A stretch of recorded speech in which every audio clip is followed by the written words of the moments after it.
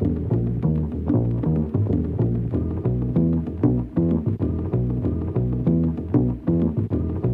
in the days when I was a teenager, before I had status and before I had a pager, you can find the abstract. Listening to hip hop, my pops used to say it reminded him of bebop. I said, well, daddy, don't you know that things go in cycles?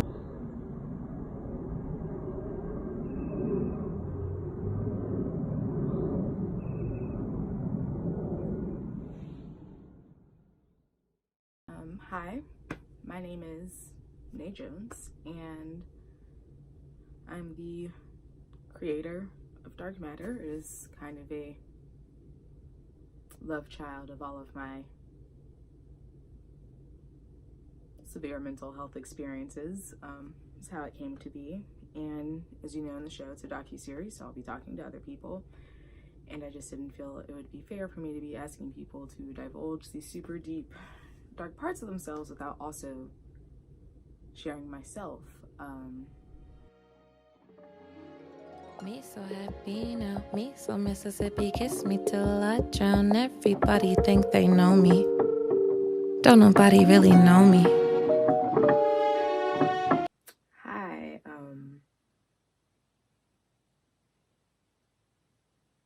today I'm going to be talking about all of my most recent, more serious mental health stuff for me. It's stuff I'm pretty open about, but it feels a lot weirder this time on camera for everyone. It's like I feel like I've told everyone already, or like most people know, but you know, now it's here and this is what I'm doing. So yeah, I'd say my first, also kind of just jumping right into it, I would say my first real mental breakdown was my freshman year of college. It was my spring semester, and it was February, and I was super duper stressed in school.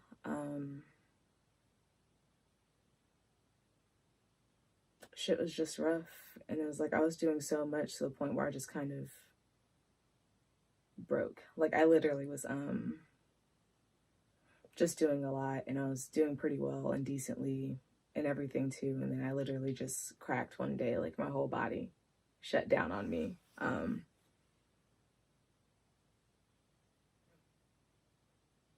And I decided that I was basically going to commit suicide, kill myself. I was pretty sure, I was pretty positive I was going to do it. But then I got to a point where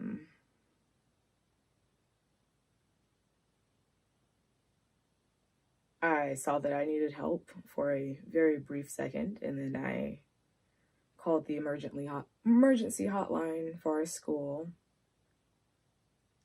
and they linked me to a counselor on duty or whatever. This is like the whole system for my school that I go to.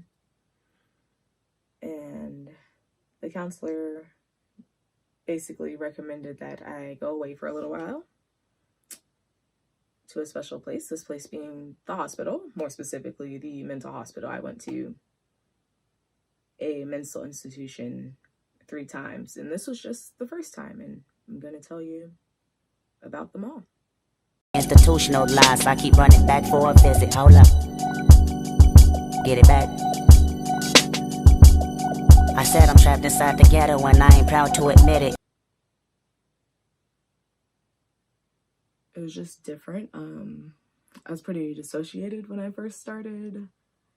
Like I don't know. I just wasn't, my brain wasn't caught up basically with what was happening. So like the whole process, like intake, paperwork, all of that, like I was like so calm and just going through it basically. But when I like actually got inside and I was like, oh, this is like really happening to me. Like I am in a mental hospital right now because my mental health has gotten this bad and this is my surroundings now. It's like I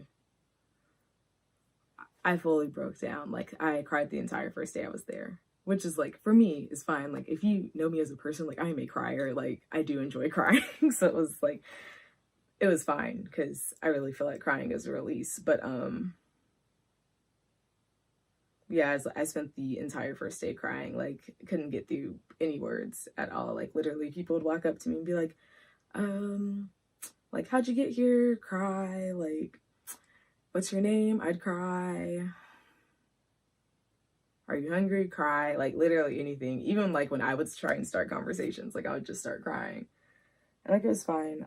I didn't go to any of the groups, because the way it's set up is there's like group therapy with all these people, and I happened to stay in an all women's unit, so it was nice. I was just there with a group of women, but I also, you know, couldn't go outside or have shoelaces, amongst other things. But you know, that's just a part of the thing.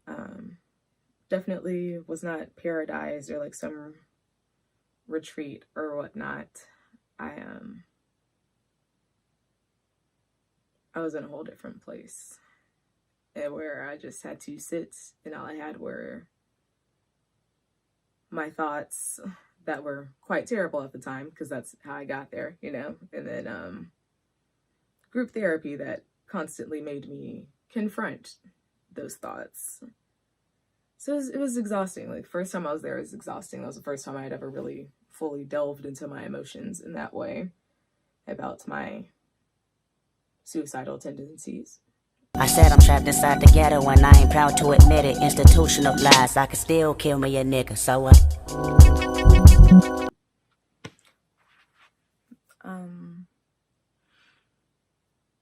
The second time I went to the hospital was completely voluntary. Like, there was no like emergency call or anything like that. Like, I more so planned that visit. I wanted to go back because I recognized for the second time, like the second time it happened, like where I was like the point right before like the breakdown, like the first breakdown. Like, I was able to recognize that in myself, and I was trying to catch the breakdown before it happened. And I did catch it before it happened, to say like, go to the hospital, don't hurt yourself. But I still caught the breakdown. It was just in the hospital. It was just in the hospital, but I was like a lot more receptive to all the therapy and stuff, because like this wasn't a new place anymore. So, you know, that time was better. Still pretty horrible. Still surrounded by many white women who had very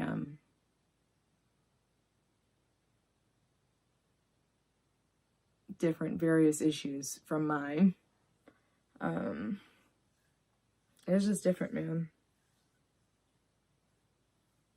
Because like I had like planned and stuff, like I felt this weird invalidation of like, I basically like my problems weren't that important because I didn't do anything drastic. I was kind of just there. So that was hard too. And I would say that's where my invalidation stuff started, or at least not started, but it was kind of reignited. This idea of feeling like my issues don't matter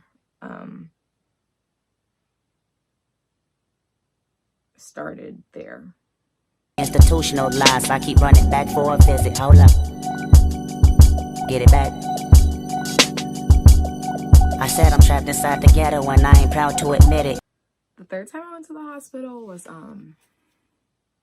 awful. This is where I encountered for the first time, well, not the first time, it was the most intense time, the issue of trying to convince people that you're sane when everyone thinks that you're not sane because you're in an institute. I was trying to claw my way out of that hospital. I did not think that I needed to be there at the time. I needed to be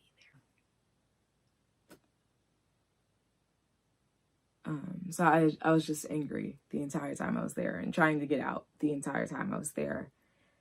And because I was so angry, I was not receptive to any of the therapy. Like, I was basically just like none of it was benefiting me. Like any benefits that the hospital could have had were completely lost on me because of how angry I was. Like I couldn't receive any of the information to get better.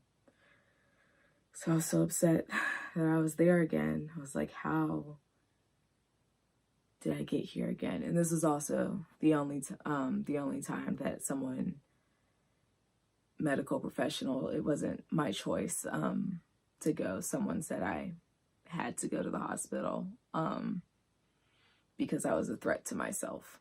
So they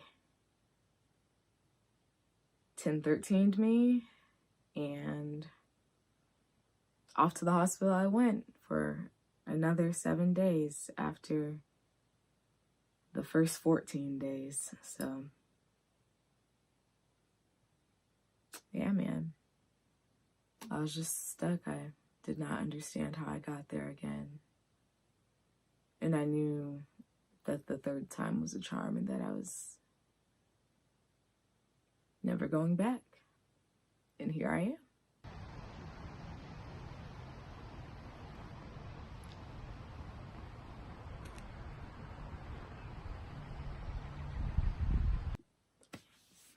And it's like, it's so interesting now being so not far removed, but I guess very experienced in my now hospital stuff, to where it just feels so natural, basically, when I talk about it, because it's just like it's become a very large part of me, and it was a part that I never wanted to hide, because I remember the fear that I went through with knowing absolutely nothing about the process. So that was the whole thing. I was like, I don't want anyone else to feel like, not necessarily feel like, but to suffer when they're trying to get better just from a lack of knowledge or anyone else's experience. So that's what, even though all the hospital stuff was horrible, it's brought me the best community I've ever had in my entire life. And it's like each time I went to the hospital, I got better. It was like I caught it at a whole different stage. Like each time it was like a next level thing. And that's why I feel like it's just like, now, man, I'm just waiting on my next level. And I'm praying to God does not involve the hospital. Like, I'd really like to not go back again if I do not have to. But yeah, it's just, I'm trying to see what this cycle brings me, man.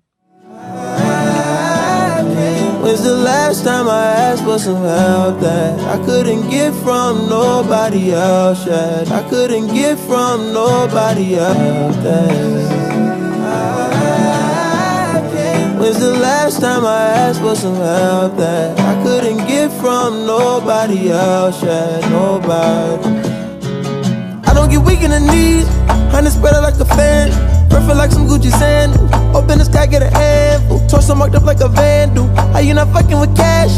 God give you what you can handle. Give you what you can handle. I got the grip like a handle. And I'm biking with me and my Daniel. AD's got the angels, TV's got the angels. I'm breaking